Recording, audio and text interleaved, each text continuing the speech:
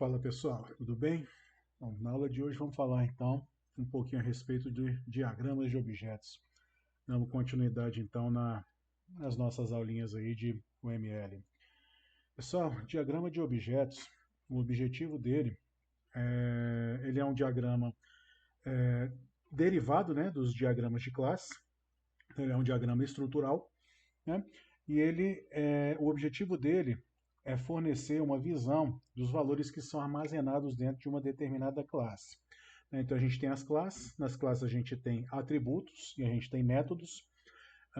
E aí, com isso, a gente criando um diagrama de objeto, a gente consegue demonstrar que valores que seriam armazenados dentro daqueles atributos do nosso diagrama de objetos. Então, pessoal, apesar do diagrama de classe ele ser estático, ele não mudar, né? Então aquela definição dele vai permanecer sempre igual. É, o diagrama de classe ele pode ser criado através, com base nele, objetos. Né? E nesses objetos a gente vai poder prever algumas situações pelos quais aqueles objetos que são pertencentes, que são filhos daquela classe, vão poder acontecer daquela forma. O diagrama de objeto, deixa eu mostrar aqui para vocês. O objeto, né, na verdade, ele é bem parecido com o diagrama de classe, né? Ele é bem parecido com a classe, com a seguinte diferença. O diagrama de classe ele possui métodos, né? Então os objetos a gente não vai ter. Os objetos eles vão poder chamar aqueles métodos, mas eles não vão ter os métodos desenhados dentro dele, escritos dentro dele. A gente só vai ter os atributos. E aí, com base nesses atributos, a gente vai armazenar então dentro desses atributos os valores referentes a cada atributo ali daquele objeto. O nome do objeto ele vai estar demonstrado ali conforme na classe, né? Então a gente tem aqui, por exemplo, deixa eu ver aqui, vamos pegar esse aqui, por exemplo. Então o nome do objeto ele vai estar aqui em cima, né? Só que com a seguinte diferença. Se a gente tem uma classe aqui, pessoa, né? Agora não mais ele vai ficar assim. Então a gente vai colocar aqui, por exemplo, pessoa 1, dois pontos pessoa, ou a gente pode simplesmente, ao não dar um nome para esse objeto, colocar aqui dois pontos pessoa. E aí isso aqui dentro da UML a gente já vai entender isso aqui então como um objeto. E importante, né, pessoal? A classe, a gente escreve ela sempre com a primeira letrinha aqui em maiúscula. O objeto aqui a gente pode fazer assim, ó, pessoa 1, né? Então a primeira letra aqui é sempre em minúsculo, afinal de contas é um objeto. A gente poderia colocar aqui pessoa especial. E aí a gente já utiliza aqui o camel case, né, para poder colocar ele em maiúsculo. Mas no objeto, a primeira letra é sempre em minúsculo. Então, vamos criar aqui, pessoal, um objeto com base então nessa classe. Vamos botar aqui pessoa física. Vamos colocar dessa forma aqui. Então aqui embaixo a gente já conversou a respeito dos identificadores de visibilidade. Então aqui eu vou colocar um menos aqui. E aqui vamos colocar então nome. E aqui, né, aqui no lugar dos dois pontos a gente vai tirar. E no lugar do tipo, a gente vai colocar um igual. E aí vamos colocar aqui então, entre parênteses aqui, então, Mariazinha, Mariazinha. Ok, é o nome. Vamos colocar aqui outro, colocar aqui identificador de privado. Vamos colocar aqui então o CEP da Mariazinha, igual a 71000. Okay? E aí vamos colocar aqui também o CPF da Mariazinha, igual a 123 456 789-10.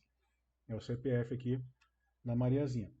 Então, dessa forma, eu criei aqui, um objeto representando uma classe que pode ser a pessoa física. A gente poderia ter aqui, então, aqui mais para cima, né, vamos fazer então essa classe pessoa física, só para poder demonstrar mesmo. Então, pessoa física. Então, aqui, vou colocar um menos aqui, colocar aqui nome. E aí esse tipo aqui seria um string. Teríamos aqui um CEP, string também, e um CPF, string. Opa, vamos ver o que aconteceu aqui. Aumentar, ficou errado aqui o símbolo. Deu 2 pontos, beleza. E aqui a gente tem os métodos, né? Então, para método, normalmente a gente utiliza o público mesmo, né? Eles serão públicos. Então, vamos colocar aqui, cadastrar, editar, obter, listar e excluir. Vamos só organizar aqui. Então, aqui temos uma classe, então, pessoa física, e criado com base nessa classe, então, né, temos um objeto aqui, pessoa. Né, e aí eu poderia criar várias pessoas aqui, vários objetos, então, para poderem representar essa classe aqui, pessoa física.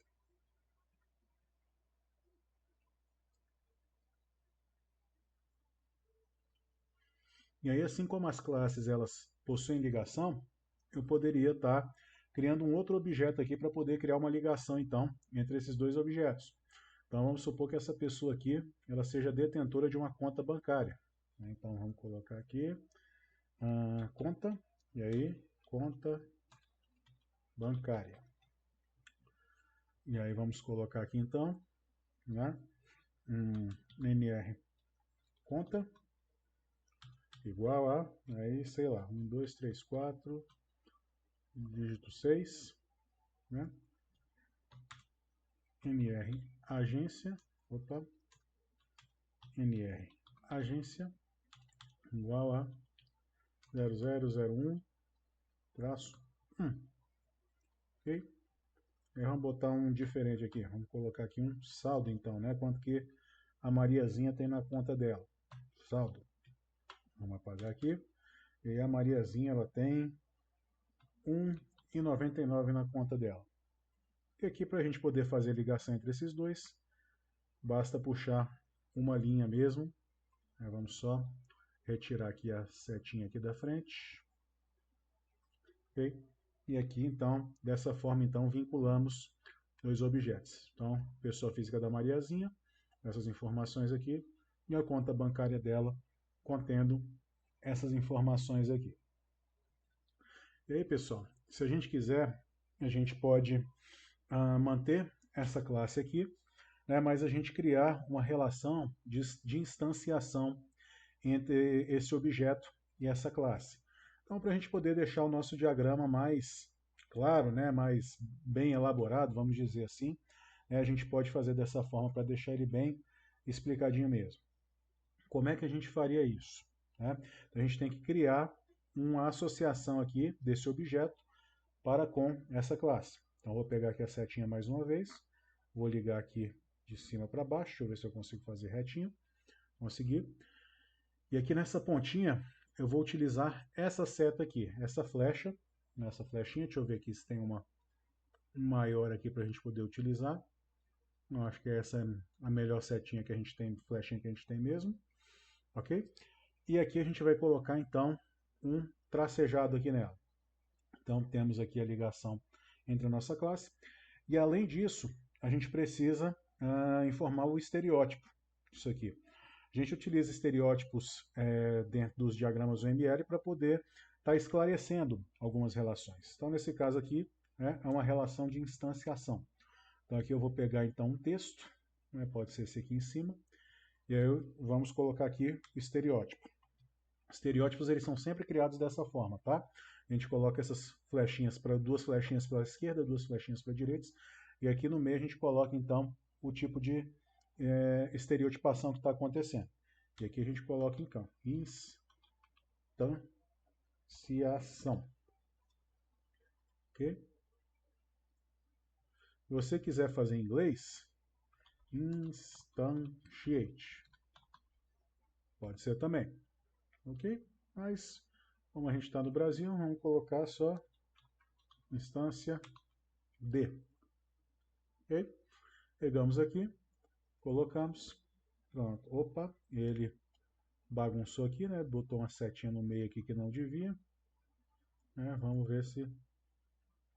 não era para isso acontecer. Vamos remover aqui e tentar criar novamente. Pronto. E aí a gente cria aqui, né? Se eu voltar, beleza, não fez nada. Aqui na conta corrente, eu poderia fazer a mesma coisa. Colocaria a classe da conta corrente aqui, né? E colocaria então o instância de, o instantiate, instancia, né? Com a setinha tracejada, apontando do objeto, com a origem do objeto, para a classe.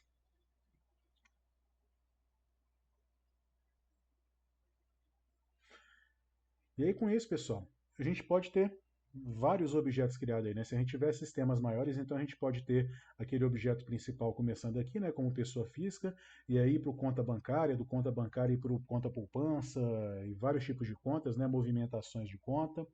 Então, eu vou pegar aqui um exemplo do livro UML2, uma abordagem prática, para poder mostrar para vocês aqui como é que isso foi feito como é que isso foi demonstrado então pelo autor dele.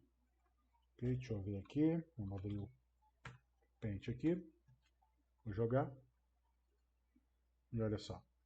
Então aqui a gente tem um sistema de controle bancário, né? E aqui a gente tem então a pessoa física, né? Então nome João da Silva, endereço Avenida Brasil, CEP, telefone, renda pessoal, situação, CPF, RG. E aqui a gente tem então as três contas vinculadas, né, ao João da Silva. Então olha só, temos aqui primeira conta aqui, conta comum. Ele tem aqui o número da conta, a data da abertura, data do encerramento, situação dela, a senha dela, né? Obviamente a senha não estaria assim descriptografada, o saldo em conta, ok? Conta especial, então, a gente tem o número da conta, data de abertura. Vocês podem ver que são bem parecidas, né? Então essas classes aqui, esse objeto ele poderia ser herdado, né? A gente poderia estar utilizando uma generalização aí, uma especificação para poder estar criando então essas contas, né? Pegando aqueles atributos mais comuns dela e colocando em um de conta e depois a gente especializar isso em contas comum, conta especial, conta poupança. Qual que seria a diferença, né, pessoal? Assim, até para poder explicar a vocês, vocês podem ter essa dúvida. O que seria uma conta comum, uma conta especial e uma conta poupança?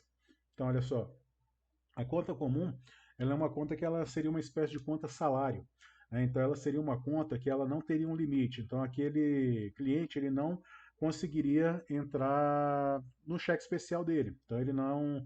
Se ele tem R$ 1.000 na conta dele, ele gastar 1.001, ele não vai conseguir. Ele só vai poder gastar 1.000 e daquilo ali não passa. Já uma conta especial é aquela conta que ela tem um limite de cheque especial atribuído a ela. Então, aquela pessoa, ela tem R$ 1.000 na conta, mas ela tem um limite de R$ 2.000 de cheque especial. Ou seja, ela poderia ficar até R$ 2.000 negativa. Então, aquela pessoa poderia ir numa loja de imóveis, comprar um sofá e passar, por exemplo, R$ 2.000. E aí isso consumiria aqueles R$ 1.000 que estariam na conta dela, né? E mais os R$ 1.000 do cheque especial. E aí, entrando nesse cheque especial, o banco passaria a cobrar um juro diário dessa pessoa, né, como uma espécie de retribuição, né, pelo empréstimo ali, por aquele empréstimo mais simples que está ocorrendo ali. Então, olha só, aqui a gente tem esse exemplo então. Então a gente tem aqui o saldo do João aqui, tem R$ 1.500, e aqui o limite dele é R$ 550. Então, olha só, então na verdade aqui ele possui um montante aqui para poder gastar, né, de R$ 2.050. Então, se ele gastar aqui, né, ele vai conseguir fazer a utilização desses 550, e aí com isso o banco ele vai registrando então o juros diário, né, que ele provavelmente vai descontar no mês seguinte. E aqui uma conta poupança, né? O que é a conta poupança? A conta poupança, assim como a conta comum, ela é uma conta que ela não pode ficar no negativo, e o proprietário dessa conta ele vai depositando dinheiro ali naquela conta poupança, né? E essa conta poupança ela pode ter uma ou mais datas de aniversário, depende da data em que aquela pessoa fez o depósito daquele dinheiro. Então no aniversário, né, o aniversário apesar de ser anual, né, seria mais um mês-versário. Então, o que acontece? Todo mês, no momento em que se fizer um mês que ele realizou aquele depósito daquela quantia, vai ser juntado ali, né? Vai ser, esse valor ele vai render. Né? Então, passou um mês, se ele tinha lá R$ 550, por exemplo, né? Vou pegar. Posso até pegar esse aqui mesmo, né? Então, olha só, saldo 1.267,80. Então, no dia 18 do 11 aqui, né? Quando for 19 do 11, ele vai recalcular esse valor. Então, vamos supor que fosse 1%, por exemplo, o rendimento mensal disso. Então, 1% de 1.267, né, vai dar aqui R$ 12,67. Então, ele vai somar esse valor aqui de 12,67, né, e 12,67 a esses 1.267 aqui. Essa pessoa não pode mexer nesse dinheiro. Né? Se ela mexer, ela perde esse aniversário. Basicamente dessa forma que funciona. E aqui na conta especial, a gente tem então os movimentos de conta. Então, olha só, a gente tem aqui o tipo de movimento. Então, esse aqui vamos supor que fosse um saque, né? Esse tipo movimento 1. Então, olha só, então a data dele aqui foi 20 de 3 de 2010, a hora do movimento às 10h35.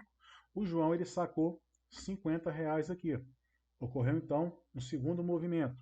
Né? Então,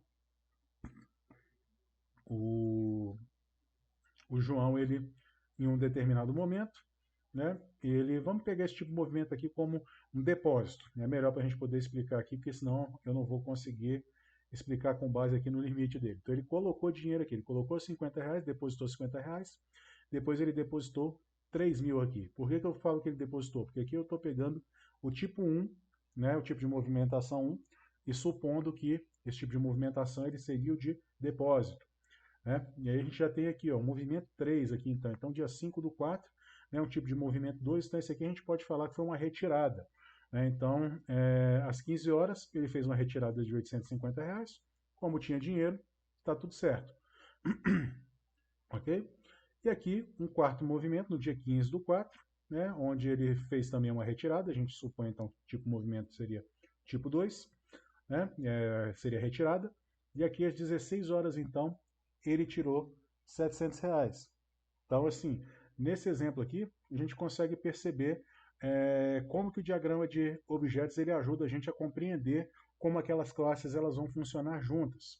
Né? Então, se a gente tem um sistema que ele tem uma certa complexidade para poder se compreender isso, a gente pode estar montando então um diagrama de classes aqui, um diagrama de objetos, né, para poder estar fazendo essa demonstração então. E com isso a gente encerra então a nossa conversa bem breve aqui a respeito de diagrama de objetos.